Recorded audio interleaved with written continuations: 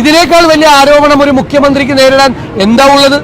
കേരളം ഭരിച്ച ഏതെങ്കിലും മുഖ്യമന്ത്രി ഇതുപോലെ ഒരു ആരോപണം നേരിട്ടിട്ടുണ്ടോ? ഇതുപോലെ നാണം കെട്ട ആരോപണം, സ്വർണ്ണക്കള്ളക്കെടുത്തും സ്വർണം പൊട്ടിക്കലും അതുമായി ബന്ധപ്പെട്ട തെളിവ് നശിപ്പിക്കുന്നതിന് വേണ്ടിയിട്ടുള്ള കൊലപാതകം ഉൾപ്പെടെ കാര്യങ്ങളാ. 2 കൊലപാതകങ്ങളാണ് ഇപ്പൊ പുറത്തു വന്നിരിക്കുന്നത്. 2 കൊലപാതകങ്ങൾ, സ്വർണ്ണക്കള്ളക്കെടുത്തുമായി ബന്ധപ്പെട്ട 2 കേസിൽ തെളിവ് നശിപ്പിക്കുന്നതിന് വേണ്ടി 2 കൊലപാതകങ്ങൾ ഈ മുഖ്യമന്ത്രിയുടെ ഓഫീസ് ആസൂത്രണം ചെയ്തു എന്നാ പറഞ്ഞിരിക്കുന്നത്. ഇതിനേക്കാൾ ഇന്ത്യയിലെ ഏത് മുഖ്യമന്ത്രിക്കെതിരായി ഇത്രയും ഗുരുതരമായ ആരോപണം വന്നിട്ടുണ്ട്? ഇന്ത്യയിലെ ഏത് മുഖ്യമന്ത്രിക്ക് വന്നിട്ടുണ്ട്? ഇദ്ദേഹത്തിന് നാണമുണ്ടോ അധികാരത്തിൽ കടിച്ചു തൂങ്ങാൻ? ആ പാർട്ടിയിൽ നട്ടലുള്ള ഒരുത്തരുണ്ടോ ഇത് ചോദിക്കാൻ? ആ CPM-ൽ എത്രയും ഗുരുതരമായ ആരോപണമാണ്. ഇങ്ങനെ ഭയന്ന് കഴിയുകയാണ് അവരെല്ലാവരും. ഇപ്പൊ ഇത് വളരെ കേരളം ഞെട്ടിപ്പോകുന്ന സംഭവം തന്നെയാണ് ഇത്.